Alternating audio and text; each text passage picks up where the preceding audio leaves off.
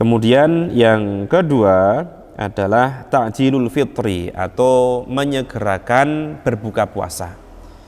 Kalau sahur tadi sunnahnya adalah diakhirkan, tapi kalau berbuka puasa ini sunnahnya adalah disegerakan. Kemudian berbukanya dengan apa? Berbukanya adalah dengan ya apa saja yang kita dapatkan, utamanya adalah tamar dengan air putih. Tapi di sini ingin dijelaskan bahwa termasuk sunnah juga adalah segeranya itu. Bahwa kemudian sunnah lagi adalah menggunakan tamar dan juga air putih, tapi usaha untuk menyegerakan membatalkan puasa atau iftar itu merupakan nilai sunnah tersendiri gitu. Rasulullah Shallallahu Alaihi Wasallam mengatakan, la yazalun nasu bi khairin ma ajjalu al fitrah. Dan senantiasa manusia itu selalu dalam kebaikan selama mereka itu mentakjilkan, menyegerakan berbuka puasa. Muttafaqun alaih, rawahu Bukhari dan juga Muslim. Yang ketiga adalah sunnah untuk berbuka puasa menggunakan tamrun atau kurma gitu ya. Kurmanya apa Ustadz? Apakah kurma ajwa, kurma nabi? Atau sebutkan Mas Dwi merek-merek kurma? Kurma kholas, kurma tunis, kurma sukari, kurma ajwa, kurma nabi itu. Atau mungkin ngapunten, kita kadang kalau Ramadan itu banjir kurma-kurma yang sudah lengket-lengket sing kepenyek-penyek itu, biasanya ada donasi-donasi seperti itu kan ya. Ya kurma apapun lah, itu masuk bagian dari tahta jinsit tamar gitu. Kemudian kalau seandainya kita tidak mendapatkan tamar tersebut, maka memungkinkan untuk menggunakan air putih. Ini hadis diriwayatkan oleh Abu Dawud dan juga Tirmidzi. Dan kemudian memang ada beberapa tambahan dari Anas, karena Rasulullah Shallallahu Alaihi Wasallam yuftiru qabla an yusalliya ala rutobat. Fa in takun rutobat fatamrot, fa in lam takun hisan hasawat min ma'in. Jadi memang yang pertama adalah rutob. Rutob itu kurma yang masih basah gitu ya. Jadi dia umumnya kalau yang kita dapatkan memang kurma yang sudah tua itu, yang warnanya coklat. Kalau rutob dia yang sudah genjur-genjur juga. Jadi kalau dulu ketika di Timur Tengah itu mengkonsumsi kurma itu ada 3 tahapan. Paling awal itu adalah rutob, kemudian balah, kemudian tamar. Kalau rutob itu yang masih seger-seger, ada sepet-sepetnya itu. Kalau balah itu yang sudah genjur-genjur empuk tadi. Kalau saya dulu menyamakannya kayak sawo gitulah kalau yang balah itu. Baru kemudian tamar itu yang hitam kecoklatan yang sering beredar di kita. Garis besarnya kalau lebih mahal biasanya kalau di Indonesia itu rutob yang masih warnanya kuning. Kemudian juga ada rutob yang warnanya kemerahan. Kalau yang agak murah itu biasanya dia tamar. Itu pun juga tergantung dengan jenis-jenisnya. Ala kulli hal itu adalah zahir dari hadisnya seperti itu. Bahwa kemudian ada orang-orang yang mentakwilkannya, memahami dengan mungkin bisa dikatakan makna al-ba'id ya, atau makna kembangannya. Itu ada yang mengatakan sementing manis-manis jatuhnya, kemudian ujuk-ujuk sirup marjan, teh, es teh, kemudian es coklat, dan berbagai varian minum-minuman lainnya sementing manis. Tentu ini memang ada kaitannya, bahwa dalam tamar atau rutob itu ada glukosa. Glukosa adalah zat yang manis. Tapi sebelum kita berbicara tentang kembangan makna tadi atau makna baitnya, maka sebisa mungkin kita melakukan netepi dari makna yang aslinya tadi, bahwa rutob ya rutob, kurma yang sudah kita ketahui, tamar ya tamar gitu.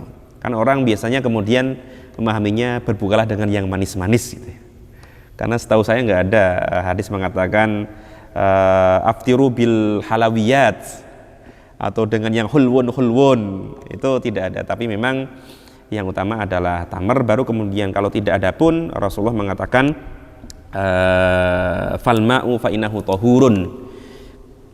Kalau ma' itu lebih kepada karena toharohnya, kesuciannya gitu. Jadi kalau tamar dia ada zat glukosanya, bisa menambahkan kekuatan kita. Tapi kalau air itu lebih kepada sebagai simbol toharohnya kita minum gitu. Baru kalau seandainya sudah seperti itu, monggo dilanjut, mau bakwan atau mungkin gorengan atau mungkin apa dan sebagainya. Juga kurma itu Ustaz. Kurma Jawa Ustaz. Kurma Jawa itu. Ini tentu ada tadabbur dalam diri kita. Dari sisi kesunahan memang itu adalah sesuatu yang sehat ya. Tapi dari sisi nafsu perut kita memang nak wong Jawa ora teh ora gorengan tuh kurang piye gitu. Ala kulli hal ini dikembalikan kepada nafsi-nafsi kita karena si pembicara bisa jadi juga tidak bisa terlepas dari yang namanya gorengan ketika berbuka puasa. Khususon dalam madhab Syafi'iyah wal Hanafiyah, yustahabu inda Syafi'iyah wal Hanafiyah wa katsirun minal fuqaha mengatakan dalam madhab Hanafi Syafi'i dan juga banyak dari ulama mengatakan bahwa yang disunahkan itu hanya buka puasa dengan bisa dibilang cemilan yang tadi. Adapun wajabah atau makan besarnya itu ditunda sampai setelah maghrib. Ini ada kesunahan dari kedua madhab tersebut. Jadi termasuk membedakan tadi ya antara takjil puasa dengan makan berat ketika berbuka puasa. Itu kalau dalam kedua madhab tadi dibedakan. Sunahnya dalam kedua madhab tadi adalah menyegerakan berbuka iya. Berbuka dengan kurma dan juga air putih iya. Tapi kemudian makan beratnya itu lebih baik ditunda dan disegerakan dengan sholat maghrib. Ini adalah kesunahan. Artinya kalau seandainya berbenturan dengan teknis kepanitiaan dan lain sebagainya, maka beberapa tempat pun juga akhirnya memilih makan berat dulu baru kemudian sholat maghrib. Kalau pengalaman di Mesir ada istilahnya Maidatur Rahman. Maidatur Rahman itu meja makan atau hidangan dari orang-orang yang mengharapkan kasih sayang. Ya, ini adalah sebuah majas. Ini hidangan dari Ar-Rahman, dari Allah. Ya, juga tidak lantas dimaknai sebagai yang ujuk-ujuk hadir dari langit, ini dari Allah, enggak. Tapi maksudnya adalah hidangan dari orang-orang penderma, dari dermawan yang ingin menjamu orang-orang yang berpuasa. Biasanya teknisnya memang makan berat dulu. Ya, saya kira ini sekedar faktor teknisnya. Artinya kalau seandainya memungkinkan untuk takjil biasa, sholat baru makan berat, yaitu monggo. Tapi kalau tidak memungkinkan atau mungkin sulit, maka ya silahkan makan baru kemudian sholat maghrib berjamaah gitu. Termasuk mendoakan, berdoa dan mendoakan. Berdoa ketika berbuka puasa, entah dengan Allahumma inni as'aluka bi rahmatika allati wasi'at kulla syai'in an taghfirli, atau mungkin dengan Allahumma laka sumna wa ala rizqika aftarna fataqabbal minna innaka antas samiul alim, atau dengan dhahabadh dhama wa btallatil uruq wa thabatal ajru insyaallah taala. Itu adalah berdoa ketika kita berpuasa, termasuk juga mendoakan kebaikan bagi orang yang memberikan buka puasa kepada kita. Kan memang ada kesunahan bagi orang muslim untuk memberikan takjil kepada orang lain. Maka orang lain tadi yang mendapatkan takjil itu sunnah untuk mendoakan orang yang memberikan buka puasa bagi dirinya. Nah, saya kira ini secara keseluruhan adalah kebaikan-kebaikan, sunnah-sunnah yang berkaitan dengan teknis puasanya. Di sana ada sunnah-sunnah tambahan tentang memaksimalkan berbuat baik ketika Ramadan, termasuk juga tarawih, deres, menjalin silaturahim dengan kerabat. Itu kan sunnah kebaikan, tidak berkait langsung dengan teknis puasa, tapi dia berkaitan dengan momen puasa alias Ramadan. Jadi ini sekaligus memberikan pemahaman yang lengkap bagi kita, menyadarkan kita bahwa yang dimaksud bulan puasa itu bukan siang hari tok gitu Mas. Kalau kaitannya dengan tadi sahur, buka puasa dan sebagainya itu kan kaitannya dengan teknis puasa. Dan puasa memang gampangnya ngomong ya di siang hari tok. Tapi yang namanya bulan puasa, bulan Ramadan itu ya siangnya ya malam harinya. 24 jam. 29 hari atau 30 hari itu berlaku kebaikan-kebaikan yang bagus saja untuk kita maksimalkan. Termasuk tadi tadarus, tarawih, kemudian menjalin silaturahim dengan kerabat-kerabat kita dan lain sebagainya. Intinya di bulan Ramadan ini di samping ada sunnah-sunnah yang berkaitan dengan puasa kita, tapi juga lebih kita maksimalkan lagi sunnah-sunnah dalam hal amal soleh, kebaikan-kebaikan yang tidak bisa dirinci satu persatu.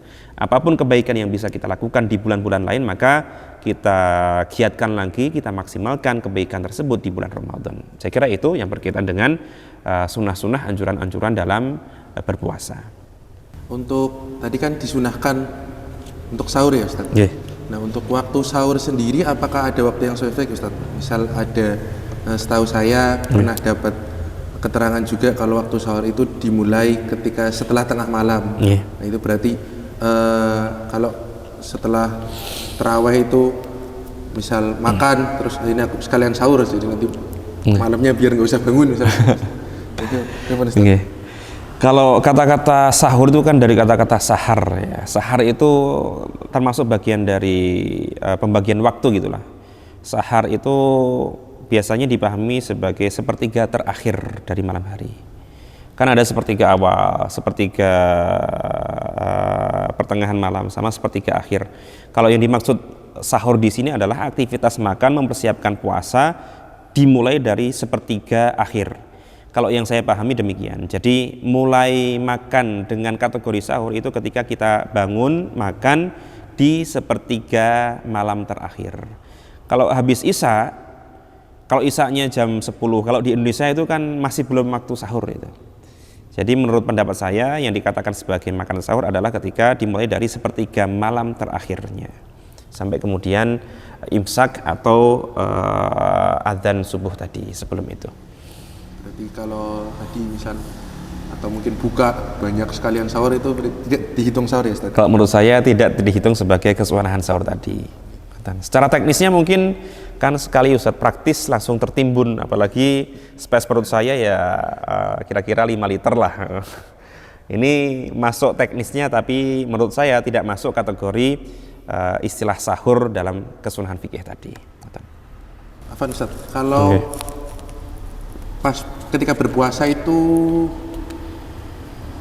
berbekam atau mungkin donor darah itu beripun Ustaz? Kalau saya mengikuti pendapat bahwa berbekam dengan cara modern seperti ini itu tidak membatalkan puasa, termasuk juga donor darah, karena secara kaidah dia tidak ada sesuatu pun yang masuk ke dalam diri dia. Bahwa kemudian sempat ada hadis-hadis yang secara tersiratnya itu membatalkan, itu karena dipahami bahwa dulu praktek bekam itu adalah dengan menyedot dengan mulut dan itu sangat mempengaruhi apa-apa yang masuk dari lubang mulut. Tapi kalau sekarang menyedotnya dia dengan cup seperti itu, kemudian membersihkannya juga dengan kain, dia tidak ada aktivitas darah masuk dalam mulut. Kemudian bahwa dia itu mengkhawatirkan dari sisi kekuatan puasa, yaitu tidak sampai membatalkan. Kalaupun dipandang makruh, ya mungkin, tapi tidak sampai membatalkan puasa. Termasuk juga yang seperti itu adalah donor darah tadi. Berarti hukumnya lebih ke makruh katanya? Iya, tidak sampai membatalkan puasa.